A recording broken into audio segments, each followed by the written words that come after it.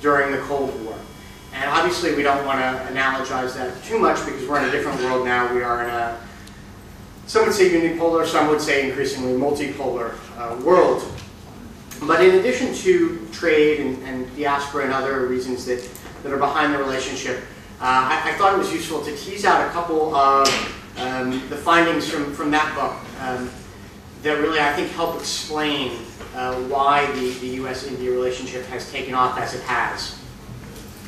And the author, Stephen Walt, who's a very well-respected IR theorist, identified first the issue of shared interest and what he called balance of threat, or the idea of countries coming together to balance against other threats, or I would say in this case not just threats but also strategic concerns. Both the United States and India face a common threat, but more than China's power, questions about China's behavior, and I'm happy to dig back into that during question and answer. And then there are a host of other new dangers in the global commons, piracy, just to name one. So there's definite concordance there in terms of wanting to work together and collaborate on those issues. But one of the other key factors that Stephen Walt identified was ideological alignment. And I think this is absolutely critical as well. It's been said before, but it bears repeating, that India is in many ways a natural partner for the United States and vice versa, because we are two large democracies, the two largest in the world. And so in that way as well, this partnership is built on more than just shared interest. It's also built on a shared sense of how a polity should function. In terms of the U.S. view on the relationship and how we see it, the bottom line is that there's a great amount of enthusiasm in the United States and in Washington among policymakers in particular for the U.S.-India relationship. Right now, when you're talking to U.S. policymakers and you're looking at how they spend their time, which is really the most precious resource, their time and attention, Iraq gets a lot of attention, Syria gets a lot of attention, China gets a lot of attention, India also gets a lot of attention. And there's something different about India than these other countries. Iraq is in crisis, Syria is in crisis, China is, sort of our key competitor. But India is not in crisis. India is not a competitor. And I would argue that India probably merits more attention than any other country that isn't a U.S. security provider in South Asia, and also in the wider Indian Ocean region. And I would also say, and we'll come back to this in a little bit, it's an attractive market for us for defense products, but we're not just looking to sell to India, we're looking for co-production, co-development, and again, I will return to this later. The United States has invested a lot of time, energy, and sought out ways, for workarounds and wiggle room to be able to share technology with India as well. Now, one of the not drawbacks, but challenges that comes with this enthusiasm for the United States is that we sometimes struggle, I think, to keep our expectations realistic for what will be accomplished in the next few years in the relationship down the road. And so there's a lot of practicing strategic patience. And I think one of the questions that policymakers ask themselves is, do we need more strategic breakthroughs, or is this just a question of every day continuing to invest in the relationship? And I think increasingly people are seeing it more as the latter, that you don't necessarily need a strategic breakthrough like we had 10 years ago with the U.S.-India nuclear deal, although the renewal of the Defense Framework Agreement recently and the Pathfinder projects that emerged for defense trade and technology from President Obama's visit, these were incredibly helpful. But really, those were a function of continuing to work this issue and to invest in the relationship on a day-to-day basis on both sides. And that's particularly important because it helps us to, I think, again, on both sides, avoid the drift and sometimes even the disillusionment that has accompanied raising expectations too high and then not seeing an immediate return on the investment. So really this is both sides continuing to figure out what we can expect from one another and how we can keep our expectations realistic. But part of keeping your expectations realistic is also knowing sort of what the outer limits are. And I've said this in other forums, and I think it bears repeating here. One of the key questions for us is not over the next 10 or 20 or 30 years, because I think in that regard the limits are quite extensive, but really in the next 3 to 5, you know, what are the limits of the relationship? How far can both sides push it? How much can we collaborate? Are we fully tapping the potential that exists right now, but that hasn't necessarily, you know, yet been tapped? And that's going to be determined on the basis of ongoing dialogue, and it's one of the reasons why I'm thrilled to be here to speak with you today, because I think all of you will have ideas as well from an economic perspective, from a trade perspective, from a technology perspective, about ways in which perhaps the two countries could continue to push forward. And I want to offer a second observation before I dig a little bit deeper into some defense and security issues. And that is that personal relationships matter a lot in geopolitics.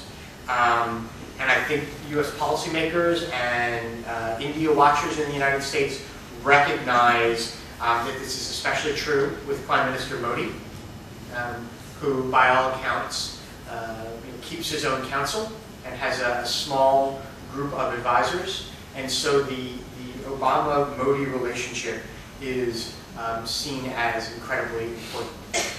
Or put another way, the hug was a big deal in the United States. A lot of people took note of that when they met on Republic Day.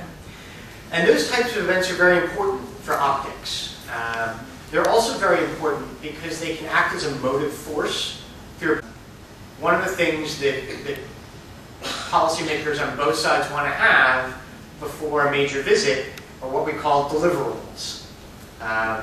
So, Republic Day, you know, there was a big push to get the Defense Framework Agreement, you know, on the table. The Republic Day visit arguably, you know, was a help to launch the Pathfinder project from the, you know, for defense technology and trade. So those types of engagements remain very important, and I think the U.S. is very encouraged that Modi is going to be coming to the United States later this year.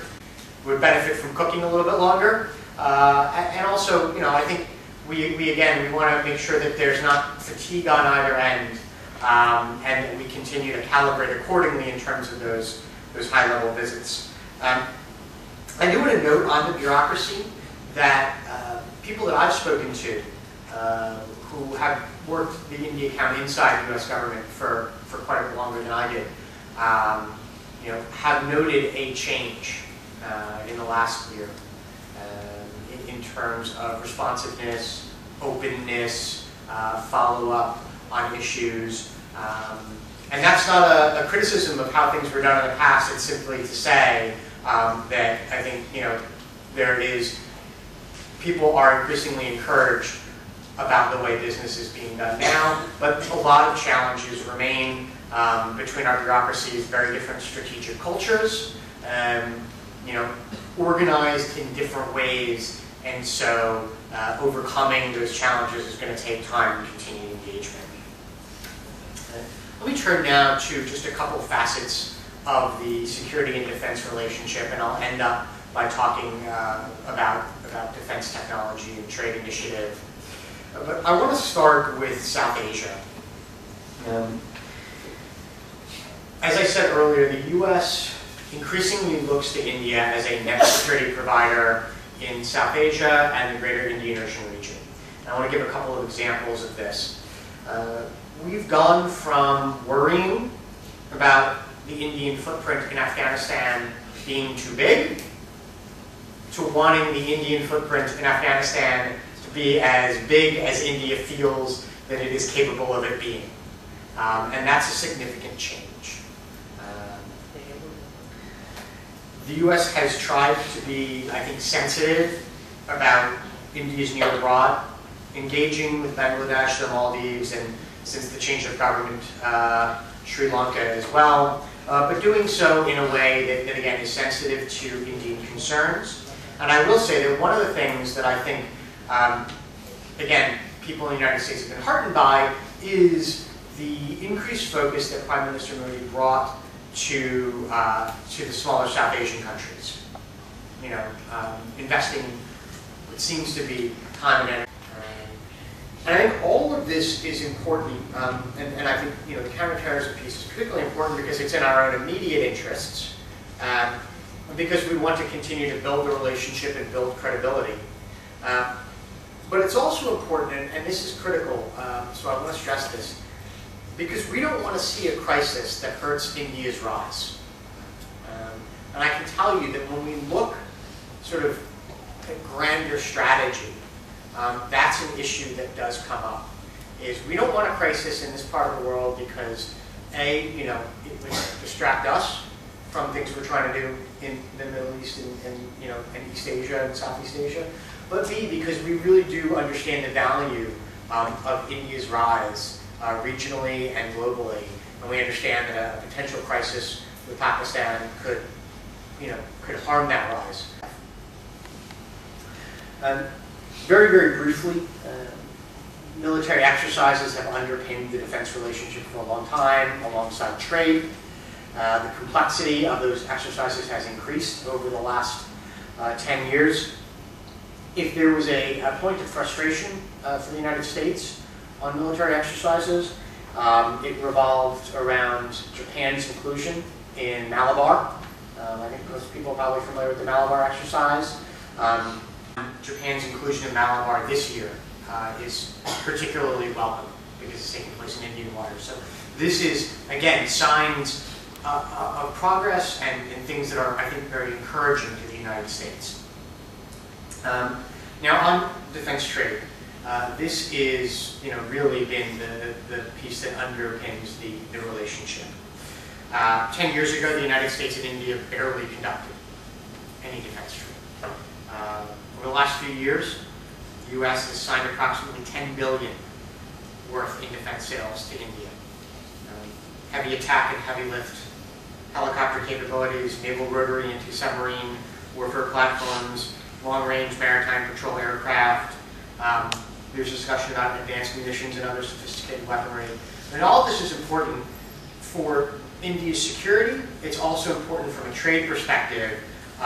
And it's particularly important because we're talking about co-production, co-development, technology transfer.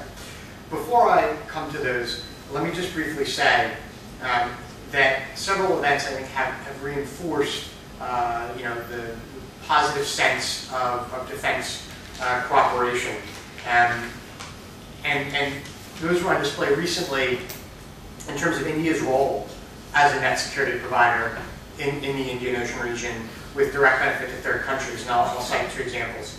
The Indian Air Force used C-130s and C-17 aircraft that had come from the United States to evacuate Indian and third country nationals from Yemen.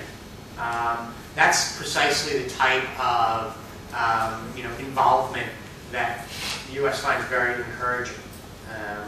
And of course, the same equipment was also used to speed relief supplies to Nepal after a devastating earthquake. Now, as I said, Defense Technology and Trade Initiative is particularly critical. It was started in 2012, and it was informed by the understanding that India didn't just want to buy U.S. weapons. India wanted to do co-production, wanted to do co-development, and also was interested in technology transfer. And this sort of feeds into, especially since the Prime Minister's come in, the Make in India outlook. And this has really become the principal avenue through which the United States can stay engaged in aiding India's defense modernization beyond the simple sales of military equipment. Now, I mentioned those Pathfinder projects before.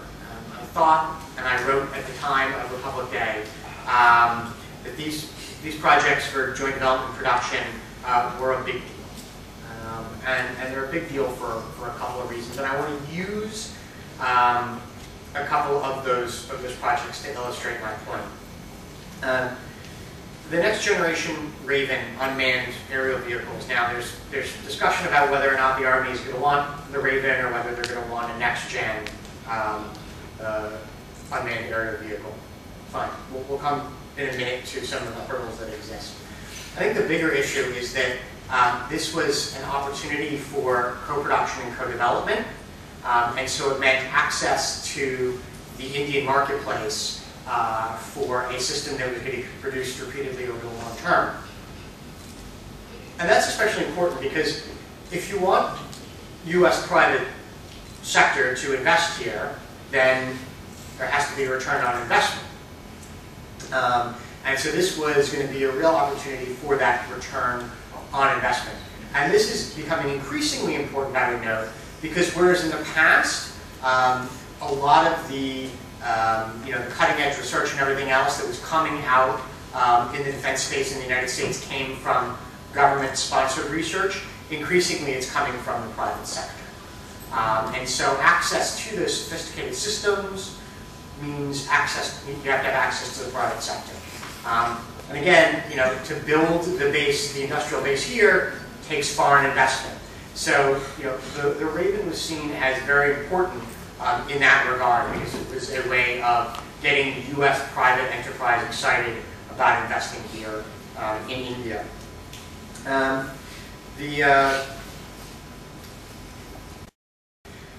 For intelligence gathering and reconnaissance modules for certain type of aircraft.